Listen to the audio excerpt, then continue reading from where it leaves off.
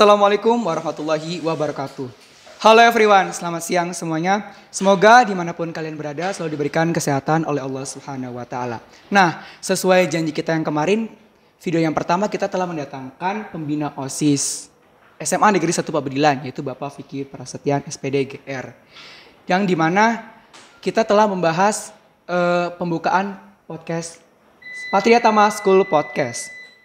Nah, kali ini kita kedatangan kepala suku dari SMA Negeri 1 Pabedilan, yaitu Bapak Heri Purnomo SOS MPD. Assalamualaikum Bapak. Waalaikumsalam warahmatullahi wabarakatuh. Iya.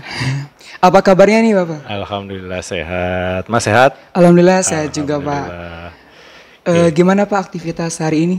Kegiatan hari ini alhamdulillah luar biasa, dari pagi sampai dengan sore. Siswa kita semuanya semangat untuk sekolah meskipun kita sudah 45 menit ya dari pagi sampai sore. Ya luar biasa, saya lihat anak-anak hari ini sudah tidak yang terlambat, sudah nggak ada yang terlambat dan masih semangat sampai sore, masih ya memotivasi siswa. Kan luar biasa sulit, tapi alhamdulillah di sekolah kita sudah berubah Mas, sudah berubah ke arah yang lebih baik. Mudah-mudahan ini tetap kita pertahankan sampai seterusnya ya. Jadi di sekolah kita insya Allah tidak ada lagi siswa yang semangatnya berkurang, tapi semangatnya harus lebih ya. Karena pandemi juga kan sudah mulai berkurang ya Mas ya. Iya, alhamdulillah. Nah, ini kan sekolah udah masuk tahap new normal nih Pak, udah tahap kayak seperti dulu lagi, pulang jam 3:30. Iya.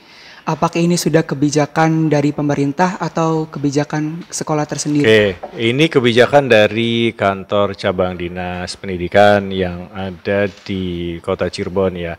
Jadi menganjurkan kita semua sudah normal tapi tetap terbatas. Artinya sekolah sudah sampai 45 menit meskipun terbatas di prokes, artinya tetap harus menggunakan masker, tidak berkerumun gitu ya.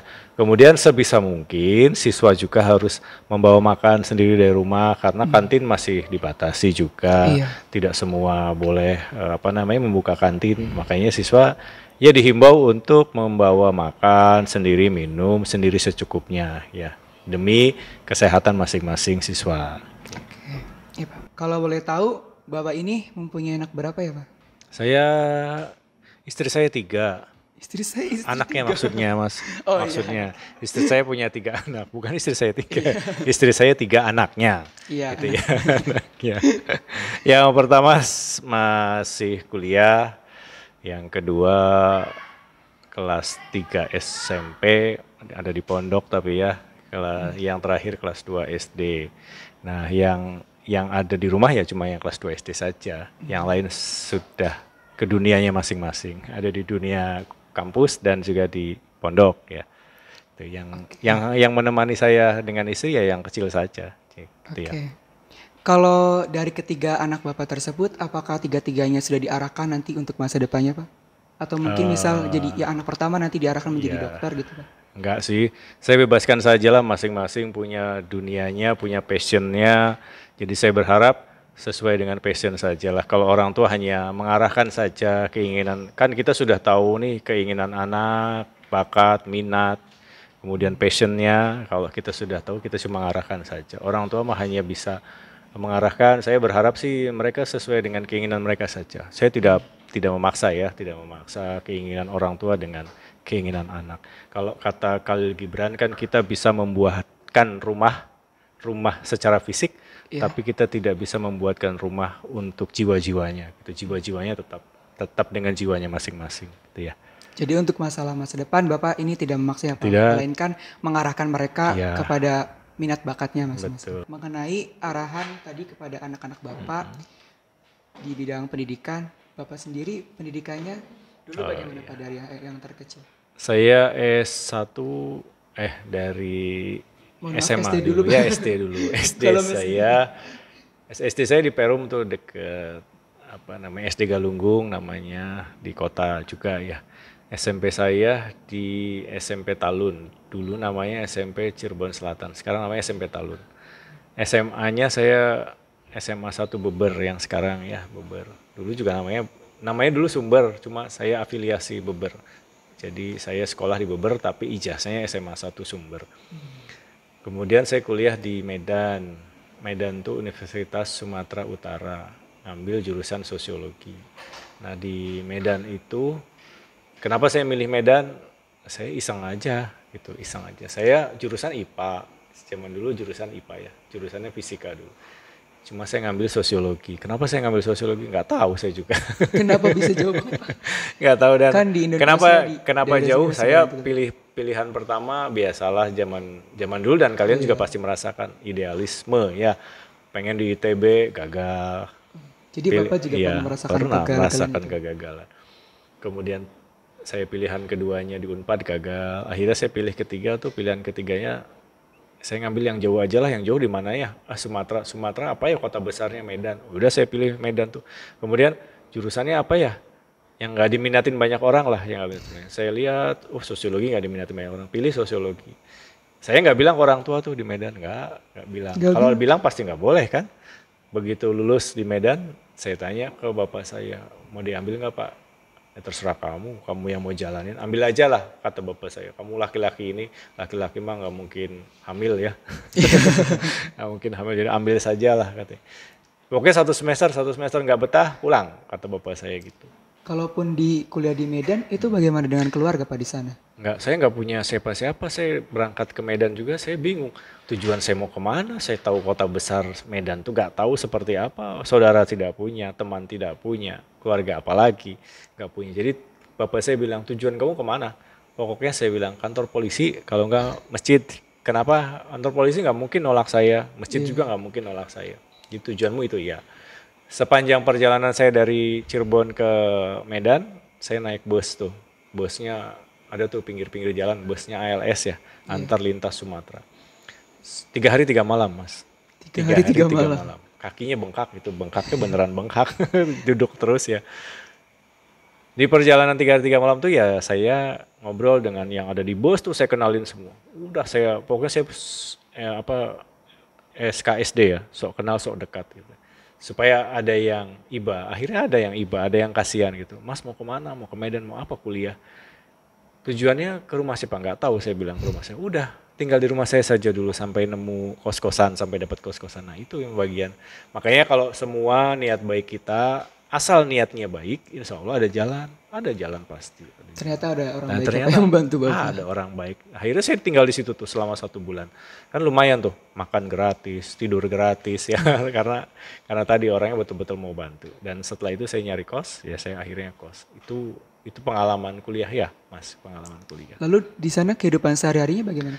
Sama kayak Karena kita, tidak ada keluarga. cuma beda di logat saja. Logatnya lebih keras, lebih keras. Kalau kita orang Jawa ke sana kaget, memang awalnya kaget. Saya kok dimarah-marahin aja ya berteman, padahal tidak, memang karakternya begitu. Tapi Bapak bisa menyesuaikan. Ya alhamdulillah kan, dan di sana banyak juga orang Jawa ya, banyak juga orang Jawa di di Medan tuh. 50% orang Jawa, 50% orang Medan.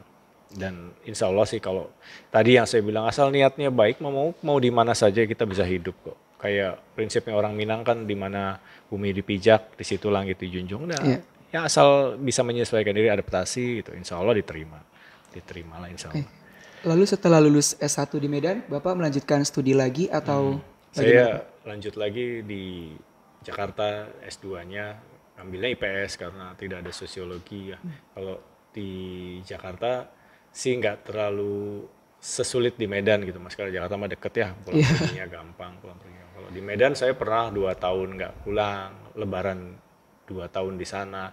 Karena memang nggak punya ongkos untuk pulang gitu, jadi mending saya milih lebaran di sana. Hari pertama lebaran saya makan mie instan gitu ya, saya makan mie instan. Terus tapi ada teman-teman saya yang simpati, empati gitu ya, ngirim kupat gitu-gitu.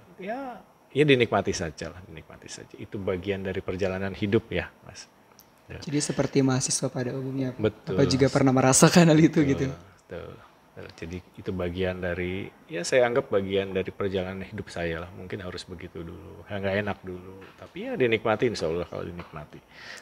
Kalau boleh tahu tadi S2-nya di mana Pak? S2-nya di Universitas Indraprasta Jakarta ya, PGRI, Universitas PGRI. Itu swasta atau negeri? Swasta. Karena saya kalau mengambil di negeri, pegawai negeri itu sulit mas, karena harus izin, karena kan tidak boleh meninggalkan tugas kita mengajar ya, makanya ya harus yang di swasta. Di swasta kan kuliahnya cuma Sabtu Minggu, jadi tidak mengganggu jam kerja kita, jam mengajar kita. Itu Mas, itu yang S2 ya, yang S2. Lalu setelah lulus dari S2, apakah Bapak langsung jadi guru atau Oh, bagaimana? enggak, saya bekerja di swasta dulu. Saya di perusahaan swasta, 10 tahun saya di perusahaan swasta. Cukup lama juga.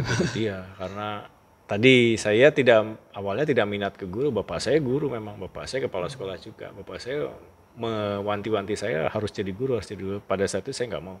Kenapa? Karena gaji guru kan kecil pada saat itu. Jadi saya masih nggak mau, saya langsung ke swasta saja, ke perusahaan. Di swasta juga kan gajinya sudah besar ya. Terus saya akhirnya bukan terpaksa sih. Ya memilih jadi guru karena ada perubahan pada saat itu, perubahan. Oh ternyata guru bisa lebih bagus ya, bisa lebih sejahtera. Jadi saya coba. Sekali coba tes, langsung lulus ya. Mungkin rezeki saya di situ ya, dari situ. Itu diterima langsung ditempatin di SMA Losari. Gitu. Oh, SMA Losari. jadi tugas pertama langsung di SMA Losari jadi guru sosiologi. Sosiologi. Karena kuliahnya sosiologi pada saat itu. Dan mengenai guru tersebut, katanya Bapak adalah juara guru berprestasi.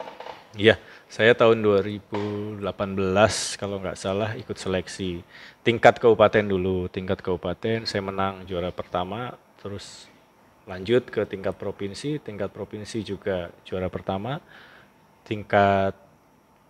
kemudian masuk ke tingkat nasional. Tingkat nasional saya belum berhasil, saya baru di tingkat nasional saya cuma juara 5 ya. Nasional kan 34 provinsi yang ada di Indonesia ya. Kalau di tingkat Jawa Barat saya melawan 27 kota kabupaten yang ada di Jawa Barat, dan kebetulan ya, bukan kebenaran.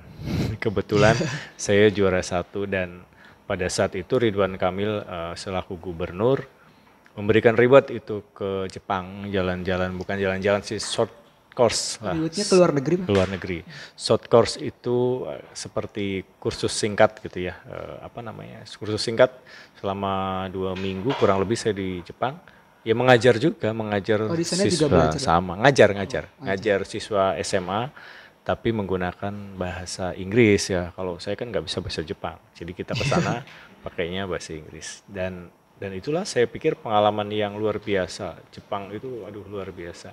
Jepang itu semua hal terkait dengan apa yang ada di pondok ada di sana. Saya bingung. Jepang itu satu SMA luasnya 20 hektar Mas. 20 hektar itu berarti 20 kalinya sekolah kita. Luas banget berarti. Iya. Lapangan berkuda ada, manah ada, berenang apalagi di lantai 8. Sekolahannya lantai 8 SMA ya, 8 lantai. Lantai 8 dengan luas 20 kali luas kita, tidak ada pesuruh satupun. Tidak ada tukang kebun satupun, nggak ada. Tapi sekolahnya bersih. Siapa yang membersihkan? Siswa sama guru. Betul. Kayak di pondok persis. Coba kalau pondok tuh nggak ada pesuruh. Semuanya dilakukan oleh santri. Kemudian kalau kita masuk ke kelas kan dilepas tuh si sepatu ya, dilepas. Sepatunya melepas itu, madepnya tidak ke dalam Mas, madepnya keluar.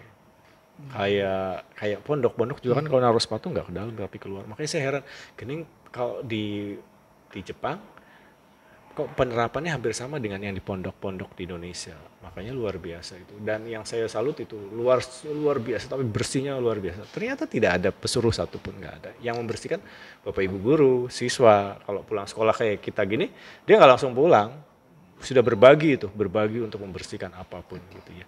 Dan di jam terakhir, di jam 1 ke atas, kegiatannya apa? Kegiatan masak.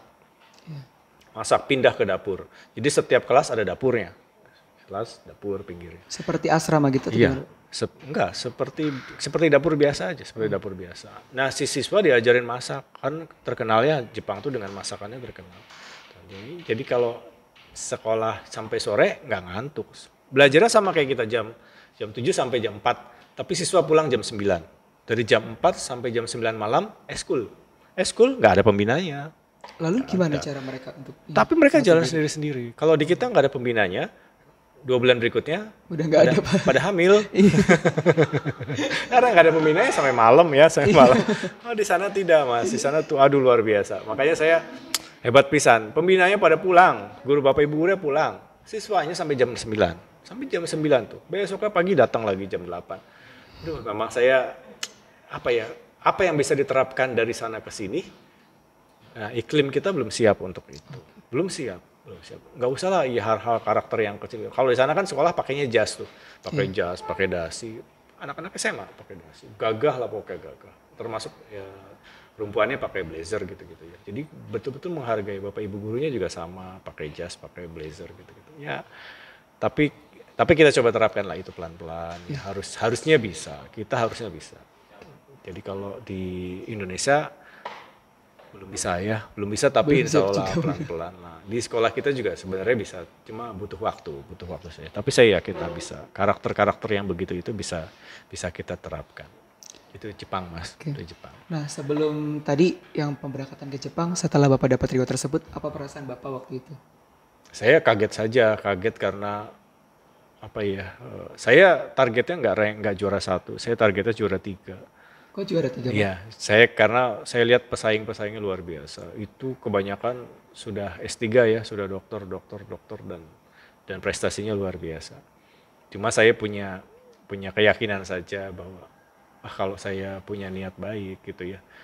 Dan kebetulan karya tulis saya pada saat presentasi juga saya melihat teman-teman nggak terlalu bagus lah gitu. Makanya saya yakin lah kalau nggak juara 3 ya juara 1 lah gitu ya. Tapi ya kebetulan juara 1 sih. Kalau di tingkat nasional memang saya berat tuh karena pesaingnya kebanyakan guru bahasa Inggris yang juara 1 di provinsi guru bahasa Inggris. Kalau guru bahasa Inggris lawan yang bukan bahasa Inggris pasti menang bahasa Inggris kan ya mas. Karena emang temanya bahasa Inggris. Jadi penilaiannya itu dia akan mendapat nilai lebih kalau bahasa Inggris di presentasinya menggunakan bahasa Inggris.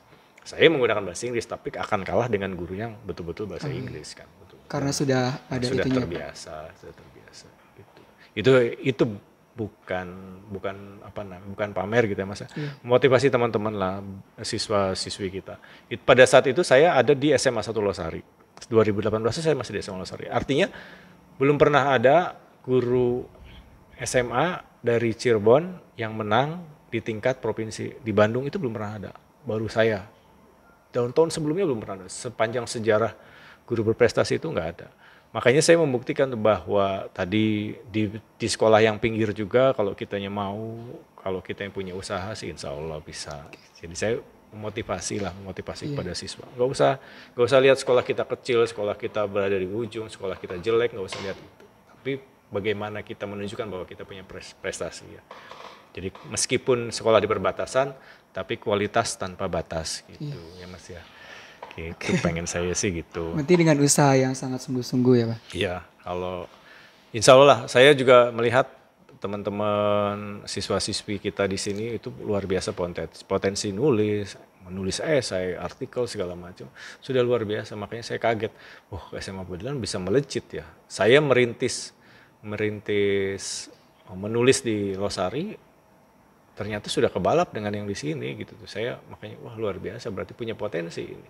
Nah, yang begitu-begitu tuh saya berharap pada siswa-siswi itu ada lomba yang akademis itu nulis ikut. Lama-lama terasa. Nanti lama-lama kita bisa tahu sendiri bentuk tulisan yang bagus gitu ya, esai yang bagus gitu Mas. Ya, itu sekali lagi karena tadi yang penting sih kalau kita ada kemauan insya Allah ya ada. Yang penting mau, kalau mampu sih semua orang pasti mampu. Tapi mau tidak gitu kan, mau untuk belajar, mau untuk berbagi, itu yang sulit gitu Mas. Insya Allah kalau kemampuan sih bisa diasah ya, tapi yang sulit kan kemauan gitu. Kalau siswa kita kan, saya yakin lah pinter-pinter, cerdas-cerdas, tapi kalau nggak mau ya nggak kelihatan potensinya gitu, nggak kelihatan. Saya berharapnya begitu, termasuk Bapak Ibu guru juga. Kalau Bapak Ibu guru yang mau membimbing siswa, pasti punya banyak potensi siswa yang bisa kita gali. Tapi kalau Bapak Ibu guru yang nggak mau ya sulit gitu. Saya pernah mengantarkan siswa juga mengikuti lomba di LIPI. LIPI itu Lembaga Ilmu Pengetahuan Indonesia ya, yang ada di Jakarta. Itu juara 3 se-Asia. Nah, saya pada saat itu membimbing siswa itu juara 1-nya dari secondary school Singapura, juara keduanya dari mana ya?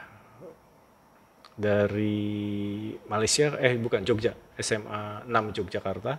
Juara 3-nya SMA yang pada saat itu saya bimbing gitu ya. Jadi dari 1.200 peserta se-Asia Tenggara itu kita juara 3, Mas. Karena saya membimbing langsung saya, dan saya diundang juga di hotel yang paling megah di Jakarta untuk menyaksikan penerimaan, dan hadiah itu diberikan oleh Menteri apa ya pada saat itu, Menteri Kesehatan kalau nggak salah pada saat itu.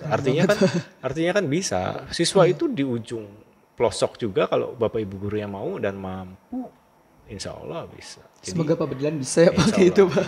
Ya, saya yakin banyak potensi lah. Insya Allah kita pelan-pelan lah nanti kita coba ke arah yang jauh lebih baik ya. Oke. Nah, selain tadi yang juara guru prestasi, katanya Bapak pernah mengikuti lomba esai. Nah, itu bagaimana Pak tanggapan Bapak? Esai itu dulu guru sosiologi se-Indonesia ya pada saat itu, dan ada di UNESA, Universitas Negeri Surabaya. Universitas Negeri Surabaya diikuti semua guru yang sudah diseleksi di tingkat nasional ya.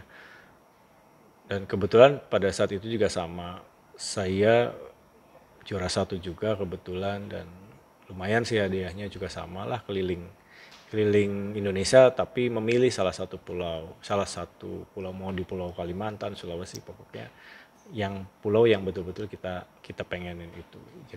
Jadi mendapatkan reward keliling Indonesia. Iya, keliling Indonesia-nya di satu pulau aja sih. Oh, satu pulau. Tidak semua pulau.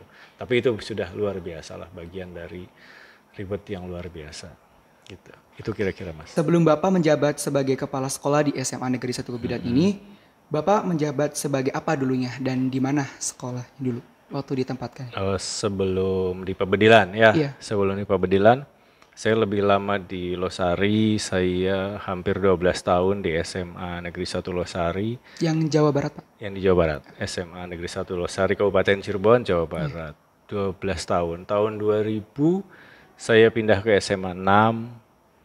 Di SMA 6 saya hanya 1 tahun, kemudian dipindahkan lagi ke SMA Pabedilan. Artinya saya di wilayah timur ya, insya Allah saya paham dengan karakteristik, dengan daerah, karena awalnya memang saya di Losari ya. Jadi saya lebih banyak di wilayah timur, hidup saya dihabiskan. Ya, lebih banyak di jalur Pantura, ya, hidup saya lebih banyak di jalanan. Jadi sudah mengenal nih lingkungan di Kabupaten Cirebon Timur ini. Kalau karakteristik iyalah, insya Allah. Nah, pertanyaan selanjutnya Pak, kapan Bapak dipilih menjadi kepala sekolah di SMA Negeri 1 Pabedilan ini? Tepatnya di 6 Desember ya, 6 Desember tahun 2021 ditempatkan di SMA Negeri 1 Pabedilan, jadi di ujung tahun 2021. Jadi kalau sampai sekarang paling baru 6 bulan ya, belum nyampe ya 5 bulan, kurang lebih 5 bulan lah baru di SMA Pabedilan. Tapi luar biasa sih karakteristik SMA Pabedilan. Saya 5 bulan saja saya sudah merasa betah ya, sudah merasa bagian dari keluarga besar lah. Jadi saya keluarga besarnya bertambah lagi tuh, sudah banyak lagi kita keluarga besar saya di SMA Pabedilan. Jadi mudah-mudahan teman-teman di sini juga ya bisa menerima saya segala kekurangan, segala kelemahan saya. Tapi insya Allah kita saling menutupi ya, yang lemah kita tutupi, yang sudah bagus kita pertahankan, bahkan kita tingkatkan. Ya, mudah-mudahan si Pabedilan lebih bagus ya. Amin. Sangat diterima sekali Pak. Ya, kami para siswa-siswi merasakan sekali perubahan yang sangat positif dan signifikan ini. Apa tanggapan Bapak setelah ditugaskan di SMA Negeri 1 Pabedilan pada saat itu? Kalau pertama sih saya yang ada di benak cerita pendahulu Pak Heri. Kalau yang lain ngucapin selamat, kalau ke saya ngucapin yang sabar ya. Iya. Saya tanya kenapa sih sabar? Pabedilan tuh biasanya banjir Pak. Saya ciri khas ya. Jadi makanya saya begitu tahu itu di Pabedilan, ya saya berdoa mudah-mudahan banjirnya sudah tidak ada, mudah-mudahan. Tapi kan alhamdulillah ya, saya biasanya kan itu ada di bulan Januari Februari katanya tuh kalau banjir Maret juga ya. Tapi alhamdulillah ini sudah kita lewati ya, semoga tidak adalah kedepannya juga semoga sudah tidak lagi banjir lah ya, pelan-pelan sambil berdoa, teman-teman juga berdoa, siswa kita juga berdoa ya, alhamdulillah nggak ada banjir ya tahun ini insya Allah ya. Insya Allah. Alhamdulillah Pak. Alhamdulillah. Kalau secara fisik saya Saya sudah pernah ke sini, sudah pernah ke Pabedilan beberapa tahun yang lalu gitu ya. Dan ketika saya masuk lagi ke sini, ketika saya ditempatkan di sini, kok tidak ada perubahan, hampir sama dengan yang tahun-tahun sebelumnya. Makanya ya saya harus melakukan perubahan meskipun itu kecil, meskipun itu pelan dan didukung oleh teman-teman, didukung oleh siswa. Karena saya tidak ingin Pabedilan stuck tuh dalam artian seperti itu saja. Makanya pelan-pelan kita rubah, pelan-pelan. Insya Allah kalau dengan bantuan teman-teman, Bapak Ibu guru, siswa terutama, ya Pabedilan bisa berubah ke arah yang lebih baik. Gitu ya. Oke.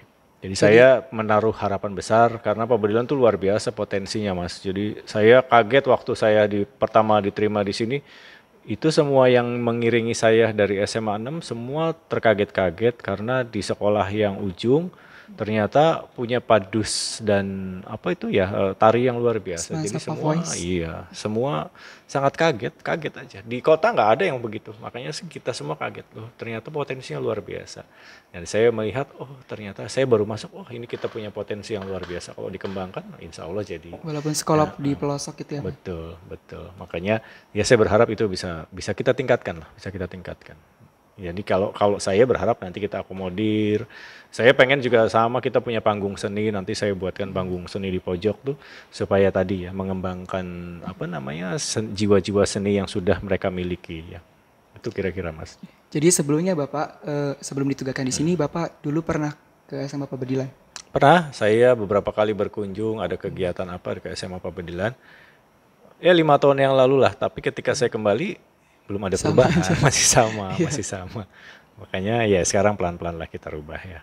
Pelan-pelan. Program apa yang lagi Bapak utamakan untuk saat ini?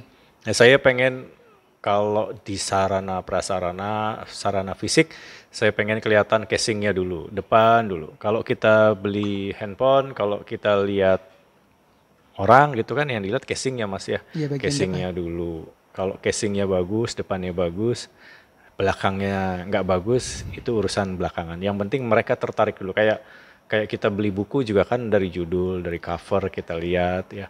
Kalau judulnya menarik, covernya menarik, dalamnya sih biasa saja, tapi orang sudah tertarik untuk memegang buku itu. Gitu. Sama kayak siswa kita yang SMP juga, kalau lihat depan sekolah kita bagus, kan tertarik tuh.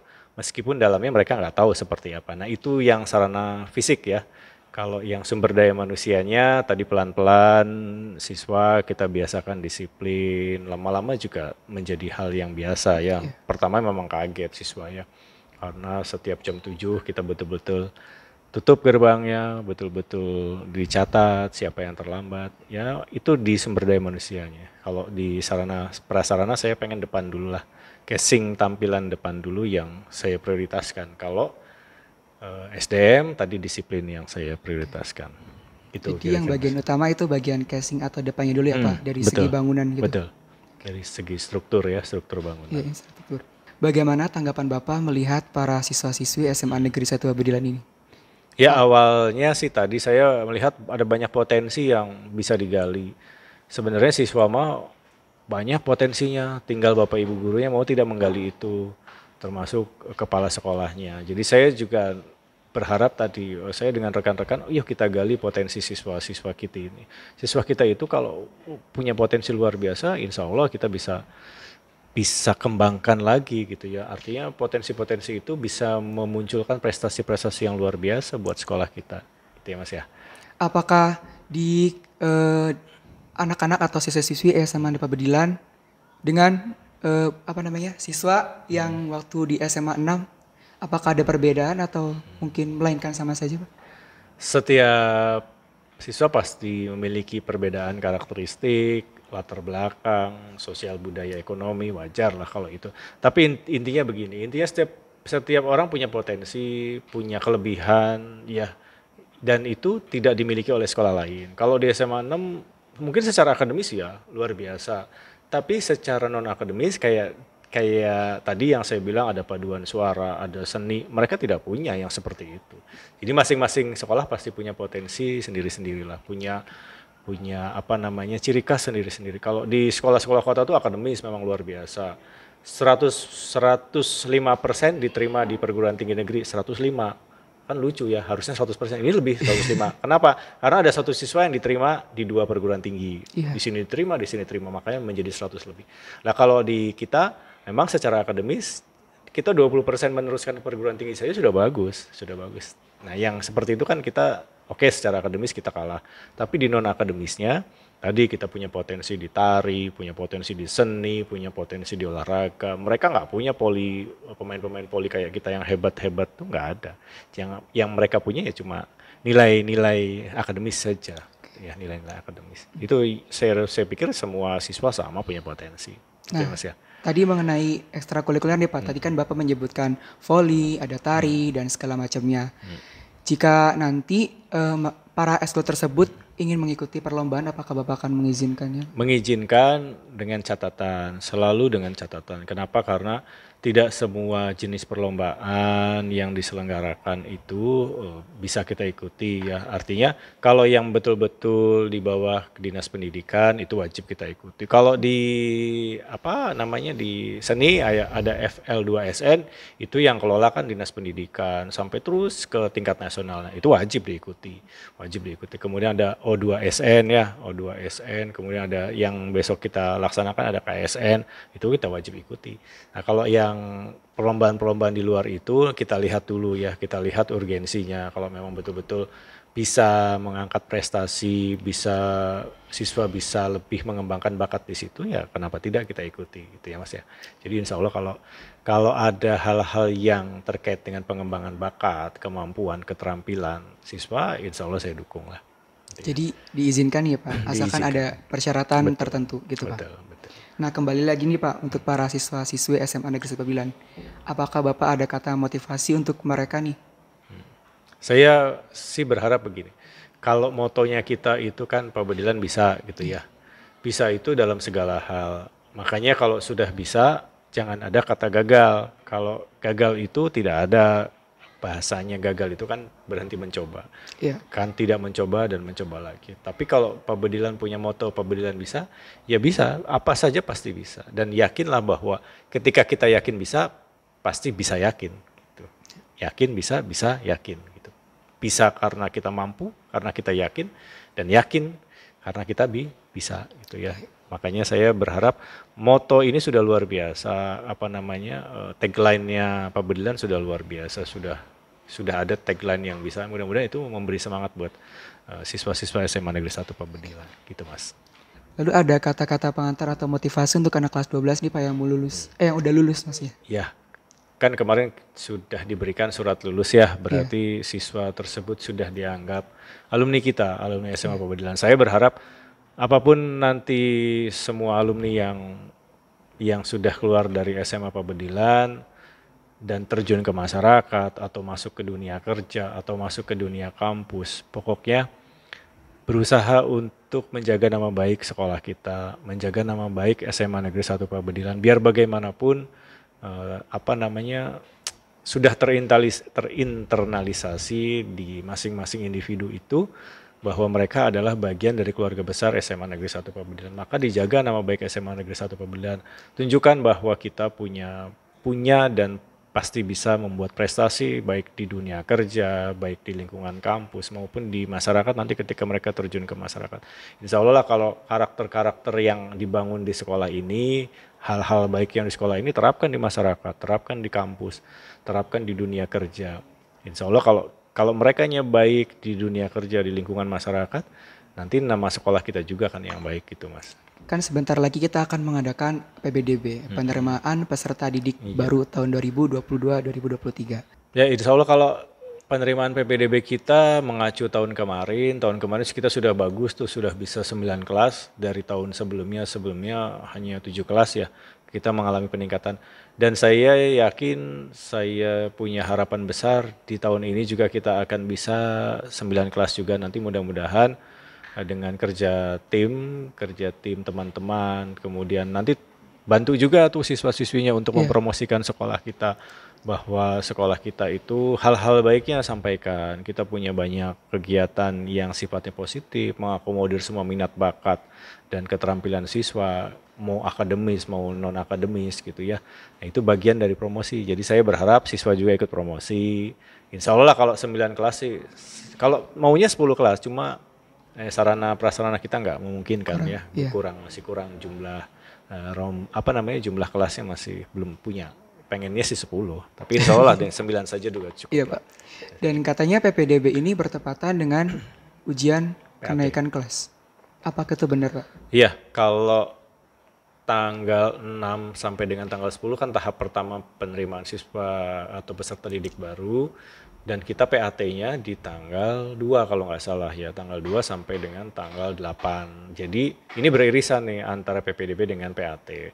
Tapi saya sih senang saja karena kalau PPDB beririsan dengan PAT artinya kan kegiatan siswa kita itu tidak akan mengganggu kegiatan PPDB karena siswa kan akan fokus dengan ujian, ketimbang hari biasa kan pasti banyak tuh siswa yang nanti malah berkeliaran nggak karuan. Tapi kalau sudah tes pasti semua di kelas gitu ya. Nah, kita tunjukkan kepada masyarakat, kalau masyarakat ikut mendaftar PPDB, bahwa sekolah kita tertib, rapih gitu ya, bersih. Nah, saya pengen yang seperti itulah. Nanti dibantu dengan teman-teman, Iya, siap. siswa-siswi ya, OSIS terutama ya. Iya, Pak. Oke, OSIS. Itu mungkin ya Mas ya. Tapi insya Allah sih tidak mengurangi makna keduanya. PPDB insya Allah akan lancar, PAT juga akan lancar gitu ya. PAT-nya kan masih CBT ya, Iya. CBT tapi di sekolah. CBT tapi di sekolah. Insya Allah lah. Karena kita menggunakan teknologi ya harus mengikuti secara teknologi juga. Jadi sudah tidak zaman kan PAT pakai kertas ya, ujian-ujian pakai kertas. Jadi sistemnya semi daring gitu ya, Pak? Sistemnya sistemnya komputer based test ya, berbasis komputer lah, basis komputer. Nah, ini pertanyaan terakhir ya, Pak. Iya. Apa harapan Bapak untuk SMA Negeri 1 Pabedilan ini? Saya sih harapannya tadi, kalau moto kita bisa, ya segala hal kita harus bisa. Segala hal, bisa berprestasi, bisa juara, bisa yang menjadi orang nomor 1. Pokoknya semua bisa. Dan insya Allah saya yakin lah, potensi-potensi yang ada di sini, itu semuanya bisa kita kembangkan, gitu. Bisa kita gali, bisa kita manfaatkan, semua bisa lah. Karena sesuai dengan moto SMA Pabedilan. Siswa-siswinya juga akan menjadi bisa menunjukkan prestasi, bisa bersosialisasi di masyarakat. Kalau yang kelas 12 sudah keluar gitu ya. Yang kelas 11 naik ke kelas 12 juga nanti sudah bisa juga memprioritaskan, oh saya akan kuliah ke sini, saya akan bekerja ke sini gitu ya. Kalau yang kelas 10 naik ke kelas 11 harus punya prestasi, bisa berprestasi. Jadi saya berharap bisa lah. Ya, sesuai dengan tagline-nya SMA Pabedilan, bisa. Oke, Pak. Jadi semoga harapan kedepannya dari Bapak ini semoga bisa tercapai semua. Amin. Dan kurang lebihnya mohon maaf dan terima kasih sudah mau Sama-sama, datang terima kasih sudah mengundang saya. Iya, Pak, di Patria Thomas School Podcast ini. Iya, terima kasih Mas. Dan mohon maaf mengganggu waktunya, Pak. Enggak, sama-sama kok. Terima kasih. Terima kasih. Salam buat teman-teman semua. Semoga sekolah kita bisa jauh lebih baik, bisa melakukan perubahan untuk hal-hal yang baik. Terima kasih. Wassalamualaikum warahmatullahi wabarakatuh. Waalaikumsalam warahmatullahi wabarakatuh. Nah, setelah kita tadi mendengar semua pembahasan mengenai sekolah dari Bapak Kepala Sekolah kita, Bapak Heri Purnomo SS MPD, kalian jangan lupa like, komen, dan subscribe di channel ini. Terima kasih. Wassalamualaikum warahmatullahi wabarakatuh. Waalaikumsalam warahmatullahi wabarakatuh.